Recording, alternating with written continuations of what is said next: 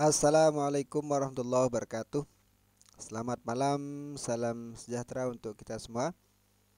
Hadirin para pemirsa dimanapun saja berada, kali ini saya akan bacakan sebuah berita dari tribunnews.com dengan judul "Terlihat jemput Anies Baswedan di bandara, anggota DPRD NTB dari Partai Gerindra terancam dipecat."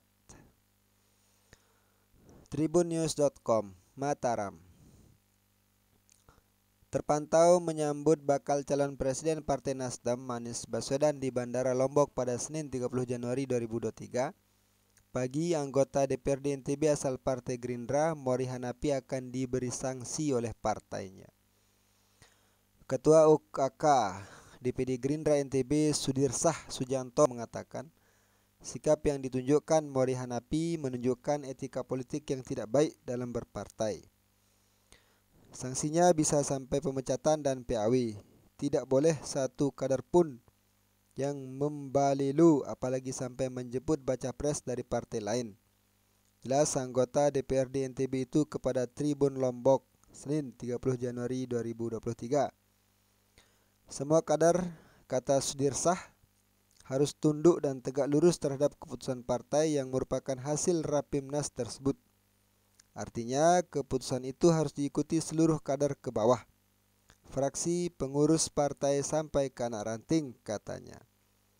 Sudirsah Suyanto akan bersurat ke Mahkamah Partai, sehingga nanti DPP yang memutuskan.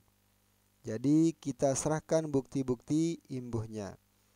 Di konfirmasi terpisah, Mori Hanapi memberikan komentar perihal beredarnya foto dirinya yang turut menjemput Anies Baswedan di Bandara Lombok.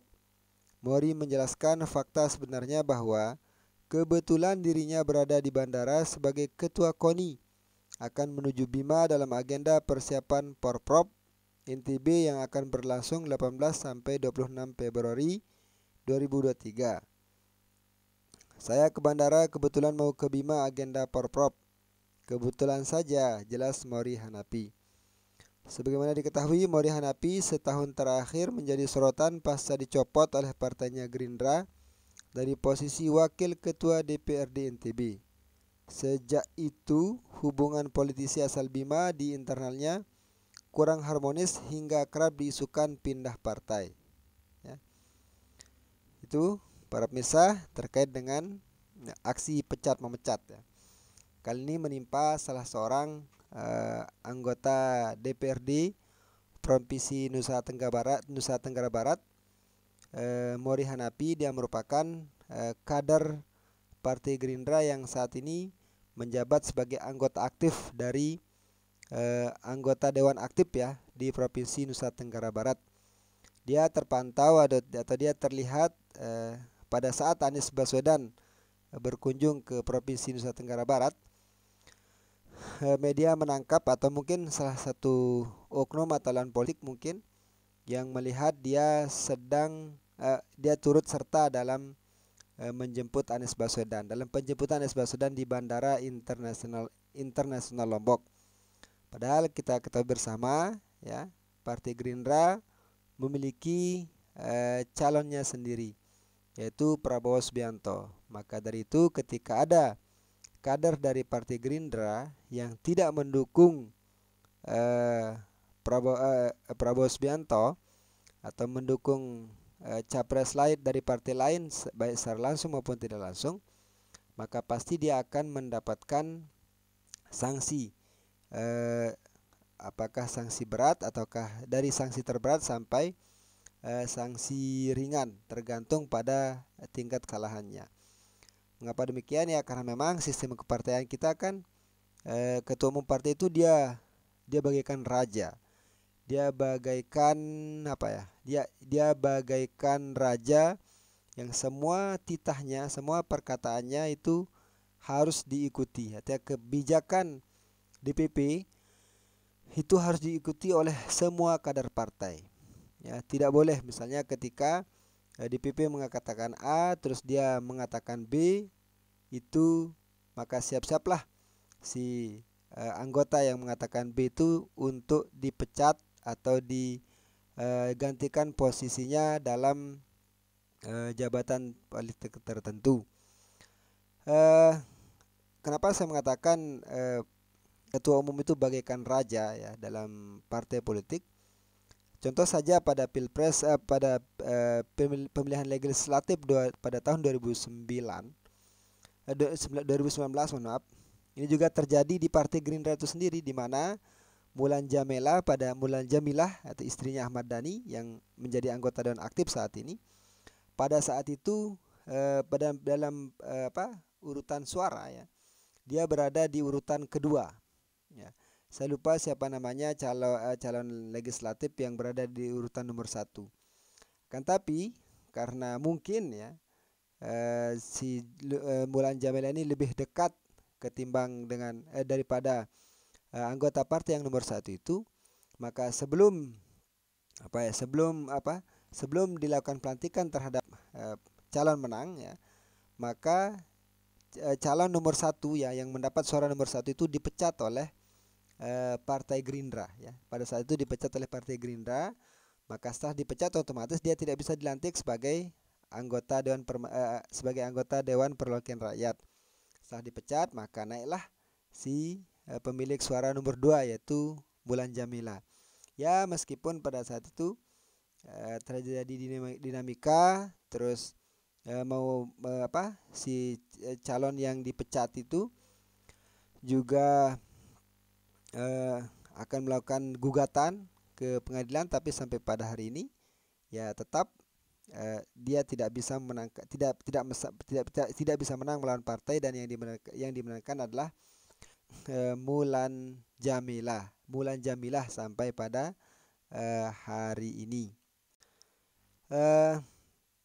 Tentu ini sangat tidak baik ya untuk kondisi demokrasi kita, bahwa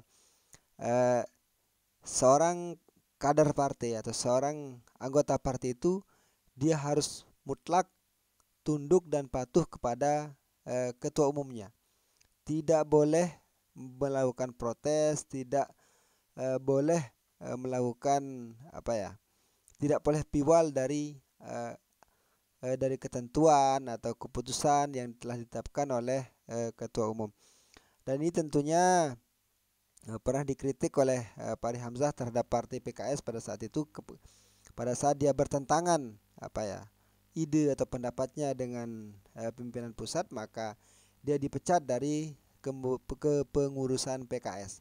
Kan tapi pada saat itu Fahri Hamzah melawan dengan mengajukan gugatan ke PT UN dan dia menang melawan partai. Mungkin itulah satu-satunya dalam sejarah ya. Dalam sejarah ada kader partai yang bisa menang melawan institusi partai itu sendiri. Kenapa? Dan itulah yang dikritik oleh Fahri Hamzah, bahwa tidak semestinya ketua umum itu akan membungkam suara-suara kritis dari anggotanya ya, karena kita adalah negara demokrasi, tapi perilaku politiknya itu seperti negeri oligarki ya, yang membungkam suara-suara kritis yang ada di level anggota. Nah, karena kita ketahui bersama bahwa Fahri Hamzah merupakan salah seorang tokoh yang sangat getol ya dalam mengkritik setiap kebijakan yang bertentangan menurut idenya, menurut pendapatnya, menurut logikanya, meskipun itu adalah internal partainya sendiri ya. Jadi kondisi yang menimpa Mori Hanafi ini ya, dia akan memang sampai pada hari ini belum dikeluarkan keputusan ya, belum dikeluarkan keputusan terkait dengan nasib Mori Hanafi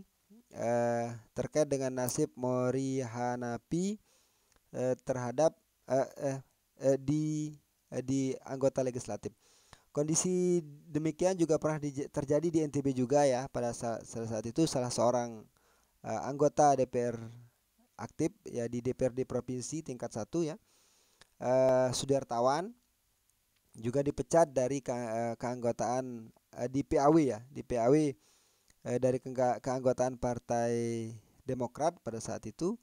Kondisinya mungkin alasannya sama. Pada saat itu ketika ada pilkada ya, pilbub, dia memilih calon bupati yang tidak sama dengan pilihan ketua partai. Dia dipecat, lalu digantikan PAW, menggugat ke PT UN tapi kalah. Nah, nasibnya tidak seberuntung Fahri Hamzah. Ya. Sekian, assalamualaikum warahmatullahi wabarakatuh.